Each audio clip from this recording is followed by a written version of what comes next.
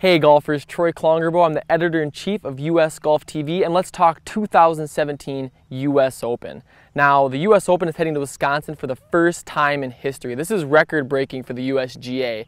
Not only are they going to Wisconsin for the first time in history, but they're actually playing a course in Erin Hills that has only been around since 2006, so that's 11 years. Now the USGA typically will go to courses like Baltusrol, Pebble Beach, courses with more of the history around them, courses that have been around for a long time, those classic designs. So to see them head to a modern design is a really, really cool thing, and I love it being from the Midwest myself. I love seeing that the US Open is heading to Wisconsin, and I'm really excited to see how this golf course is going to test these golfers.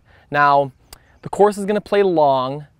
The grass is going to play long, the fescue is going to be knee-high, and the course is going to measure about 7,700 yards, so it's going to absolutely be a US Open test. I just hope to see how, I'm really excited to see how the course is set up, making sure that it's fair, give these guys a chance to score. So I want to take a little bit of time to talk about some of the history of Erin Hills and talk about a couple guys that I like this week, couple players, couple sleepers, and then ultimately who I like to win the tournament this week. So I know a lot of you guys are going to be playing your fantasy golfs and your office pool leagues, and I want to make sure that we're getting you some guys that'll help you out. So first thing to know is that Erin Hills actually is not hosting their first USGA event. It's just the first time that the US Open is going there. Now in 2011, Erin Hills actually hosted the US Amateur, and the US Amateur that year had players like Jordan Spieth, Justin Thomas, Brooks Koepka, Russell Henley, Patrick Rogers. Patrick Cantlay actually made it into the finals. A lot of big names were in that field, and a few of them actually made deep runs, and a couple of those guys that you'll hear me mention here in a second. But this course is used to hosting championship golf courses, or this course is used to hosting USGA championships, so I'll be interested to see how it holds up for the US Open. But I want to talk about a couple guys I really like as far as contenders this week, and I'm going to start with a guy I just talked about, Jordan Spieth. Now, I think Spieth is set up this week to do really, really well for a couple of different reasons. Number one, he has experience at this golf course, and that's going to be an advantage, I feel, because not a lot of guys have seen this golf course in tournament conditions, and a guy like Jordan, who actually made it pretty far into the match play that year at the US Amateur, is going to be able to channel some of that, and I hope, parlay that into some good golf. But we've seen him play well this year so far. He played well at the Memorial a couple weeks ago, and I really think that Jordan, it's been a little bit of a dry spell. I mean, he won his first two majors at the Masters and the US Open, but since then, he hasn't won a major. He's only been in contention a few times. I really do think that he's going to come. This course is going to fit his game. I think that he's going to putt great this weekend. I really think that he'll be there late on Sunday. Now, another contender that I really like, and I like this guy just in general because I met him. I think he's awesome. He was a great guy. Anyways, I could go on for a long time, but his name is Jon Rahm, and you guys all probably now know who he is, but he is the Spaniard meteor. He's shot up through the official world golf rankings, and one of the main reasons I like Jon this week is because of a club he calls his secret weapon, which is his driver. He hits the ball as straight and as far as just about anybody on the PGA Tour, and I think that he'll be able to use that club to get himself into a lot of positions that a lot of the field won't be able to get into, and I think he's ready to get into that first taste of contention, and we know how hungry he is to win out here. I think Jon Rahm, he's getting a lot of love. He's liked by a lot of people that are, setting up the odds and stuff like that, so you're not going to get great odds on him, but I do think he will contend this week. I like Jon Rahm a lot, so look his way.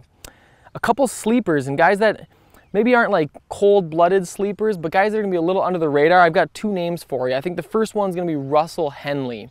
Now, he already won earlier this year. You guys remember that it would have been about a month and a half ago at the Shell Houston Open. Since then, his game has seemed to drop off a little bit, but he did play here in 2011 at the US Amateur.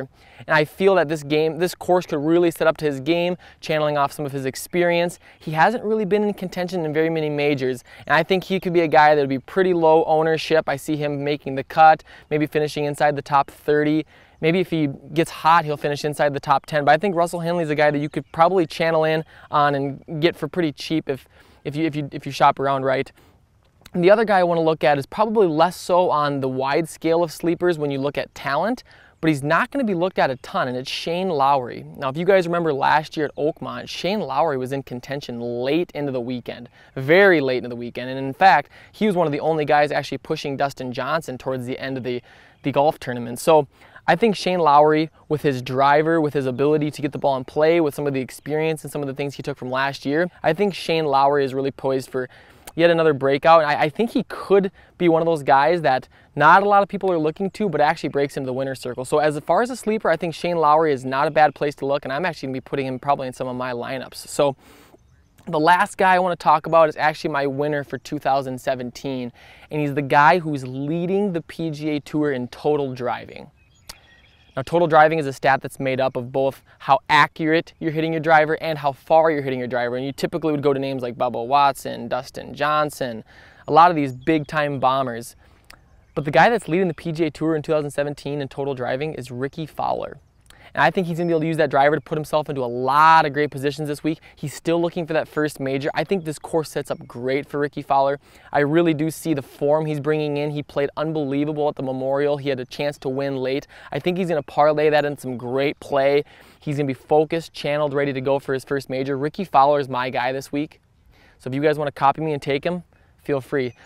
Anyways, that's all I have. I'm super excited for the 2017 US Open. I hope you guys are too. If you guys want more content, I've got the blog down here in the meta description. I'd love to hear who you guys like below. So leave your comments down here if there's guys I'm missing. If you disagree with some of my picks, feel free to leave your comments. I'd love to interact with you guys down there. But before you guys leave, I want to make sure you guys subscribe to our channel. Click the subscribe. You guys can stay tuned with everything we got going on here. PGA Tour, golf instruction. We have some unbelievable golf instruction videos. We're doing all sorts of awesome golf instruction all the time, and we really want to make sure that you guys are getting that content. You guys are learning. You guys are improving this game. So feel free to subscribe. Click the button, and we'll be in touch soon.